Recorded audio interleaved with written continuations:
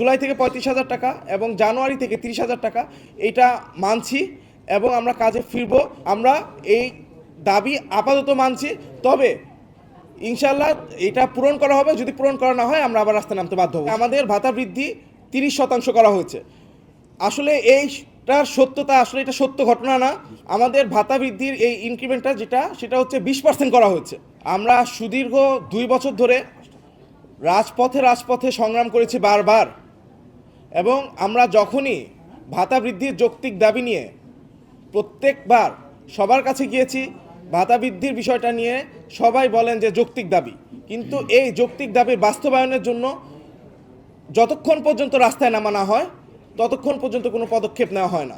এবারও আমরা দীর্ঘ 4 মাস ধরে সকল জায়গায় যাই এবং আমাদের ভাতা বৃদ্ধির বিষয়ে সকলের সাথে আমরা কথা বলি, এবং সকলের সাথে কথা বলার পরে যখন আমরা সামগ্রিকভাবে এই কাজটা সমাধান করতে পারছিলাম না, তখন আমরা রাস্তায় নামতে বাধ্য হই। এবং বিগত একদিন আমরা আসলে শাহবাগে অবস্থান কর্মসূচি পালন করি, এবং এর ফলশ্রুতিতে আমাদের ভাতা বৃদ্ধির বিষয়ে ডাকা হয় এবং একটা নতুন প্রজ্ঞাপন আসে। এই প্রজ্ঞাপনে বলা হয় যে আমাদের পোস্ট গ্রাজুয়েট ট্রেনিদের ভাতা জানুয়ারি থেকে 30,০০০ টাকা এবং পরবর্তী জুলাই থেকে 35,০০০ টাকা করা হবে। এবং একই সাথে আমাদের এটাও কথা বলা হয় এবং ওয়াদা দেওয়া হয় যে দ্রব্যমূল্য বৃদ্ধির সাথে বিবেচনা করে যদি প্রয়োজন মনে হয় আমাদের ভাতাটা আবারও নতুন করে ভাবার সুযোগ আছে। আমরা সার্বিক দিক বিবেচনা করে এই 35,০০০ টাকা এবং জুলাই থেকে 35,০০০ টাকা এবং জানুয়ারি থেকে 30,০০০ টাকা এটা মানছি এবং আমরা কাজে ফিরব।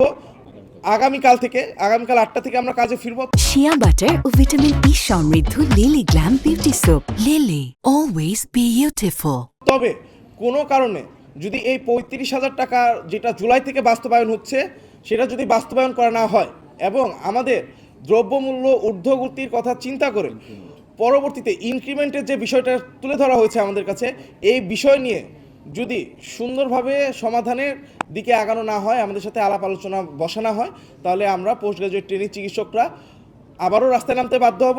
তো আমরা চাই না আমাদের প্রতিবার এরকমভাবে রাস্তায় নামানো হোক বা আন্দোলন করানো হোক। আমরা এই দাবি আপাতত মানছি, তবে ইনশাল্লাহ এটা পূরণ করা হবে। যদি পূরণ করা না হয় আমরা আবার রাস্তায় নামতে বাধ্য হব। জি, ধন্যবাদ। আবার একই সাথে আমি আরেকটা কথা খুবই দুঃখের সাথে বলতে চাই। পূর্ববর্তী স্বৈরাচার আমলে আমাদের এই ভাতা বৃদ্ধির আন্দোলনকে থামানোর জন্য নানা রকম ট্যাগিং দেওয়া হয়েছিল। আমাদের কেন্দ্রীয় কমিটির অনেককেই জামাত শিবির নামে ট্যাগ দেওয়া হয়, বিএনপি নামে ট্যাগ করা হয়, এবং এইবারও আমরা তার পুনরাবৃত্তি দেখতে পাচ্ছি। আমাদের এখানে কেন্দ্রীয় কমিটির অনেককেই আওয়ামী লীগের দোসর বলা হচ্ছে, কিন্তু কেউ কোনো প্রমাণ দিতে পারছে না।